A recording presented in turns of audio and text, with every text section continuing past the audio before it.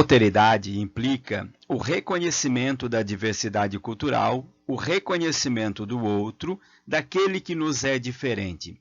Então vamos conversar hoje na aula de Sociologia sobre diversidade cultural, ou seja, as diversas culturas que nós temos.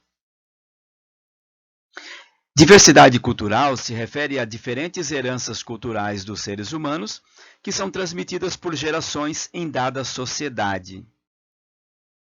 Nós vivemos num mundo globalizado. O contato e a convivência com as diferenças foram intensificados em decorrência do desenvolvimento das tecnologias da comunicação e dos meios de transporte. Assim começa a globalização, que é um fenômeno bastante complexo, que propicia a conexão entre diferentes culturas, pessoais e locais, que parece conduzir a uma homogeneidade cultural, no sentido de que algumas culturas poderiam ser descaracterizadas por influências externas, e que também reafirmam as diferentes identidades culturais.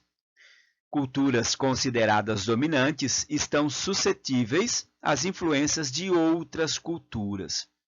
É possível ainda na globalização perceber tais dinâmicas nas grandes cidades, em que se verificam diferentes influências culturais em hábitos, linguagens, vestimentas, arquitetura e culinária. A globalização, ela propiciou o contato entre diferentes realidades culturais e a emergência de novas manifestações culturais que devem ser reconhecidas em sua diversidade. Visto isso, lembremos, para quem já conhece, para quem não conhece, pode fazer uma pesquisa breve daqui a pouco mais. O Mangue Beat, por exemplo, ele surgiu com a fusão dos elementos locais no Brasil, que são representados pelo mangue e pelo maracatu, em conjunto com elementos globais como a indústria musical, o rock e o hip hop, e daí surgiu um novo gênero musical. O multiculturalismo, ele almeja a valorização e o reconhecimento da diversidade cultural para que todas as culturas sejam respeitadas em suas diferenças. E aí nós chegamos numa diversidade cultural brasileira. A antropologia, ela enfatiza as diferenças entre culturas distantes, como também nos fornece subsídios para a compreensão de nossa própria cultura.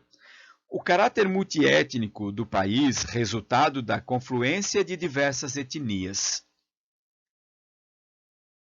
Em nossa história, era necessário definir então, ou inventar, o que constituía a nação brasileira, utilizando elementos como história, heróis nacionais, monumentos e representações oficiais como a bandeira, o hino nacional e outros.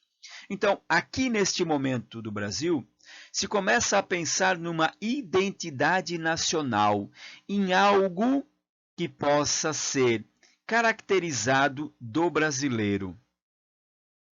No início, então, do século XX, esta noção de cultura brasileira ela é representada com base na seleção e no reconhecimento de algumas manifestações populares consideradas como as verdadeiras raízes da identidade nacional.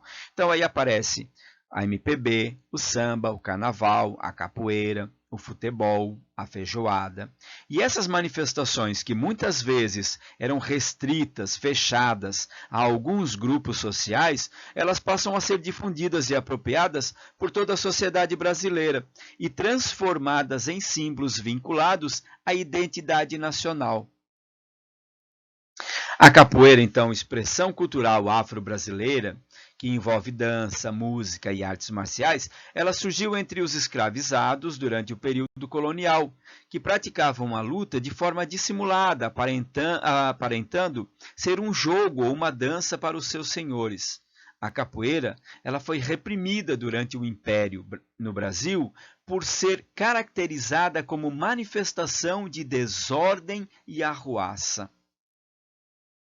O samba, atualmente, ele é considerado o legítimo símbolo da cultura brasileira. Era produzido e consumido nos morros cariocas e baianos e com frequência reprimido pela polícia. O mesmo ocorreu com a música popular brasileira, a MPB. que surgiu durante a década de 1930 e tinha a malandragem como tema em suas músicas. Durante o Estado Novo, 1937 e 1945, o governo do Brasil chegou a proibir a temática da malandragem a fim de incentivar o valor do trabalho. O futebol, importado da Inglaterra no fim do século XIX, ele foi transformado em símbolo de identidade nacional brasileira. Inicialmente, o futebol era restrito às camadas sociais privilegiadas, os pobres, os escravos, os ex-escravos. Em seguida, eles não tinham o direito de praticar este esporte, e que era praticado ainda de forma amadora em clubes recreativos. Os clubes de futebol, eles rejeitavam a presença de jogadores profissionais afrodescendentes, por exemplo, praticando a segregação racial no esporte. Aos poucos, então, os afrodescendentes, eles começaram a integrar os times, mesmo de forma marcadamente conflituosa, enfrentando o racismo. E foi com a conquista da Copa de 1958, com a participação dos ícones Garrincha e Pelé, que o futebol brasileiro passou a se assumir como um esporte composto da miscigenação, caracterizado pelo estilo de jogo criativo e provocador.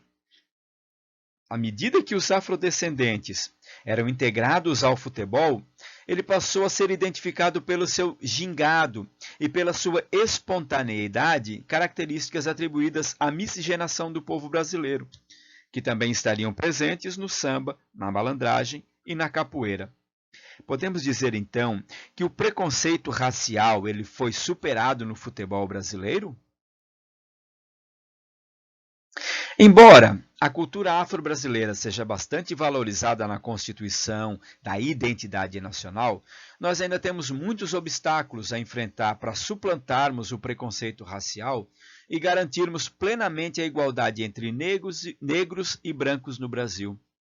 A definição de Brasil ela é uma construção social, muitas vezes elaborada com base em representações estereotipadas, que não conseguem dimensionar a diversidade cultural do país.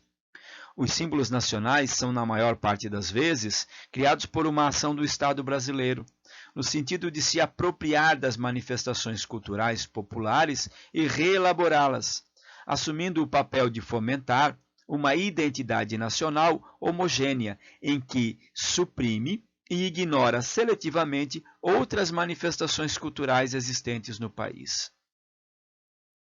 Então, os regionalismos, eles se apresentam como formas de afirmação das identidades locais, salientando as diferenças e resistindo à homogeneização nacional.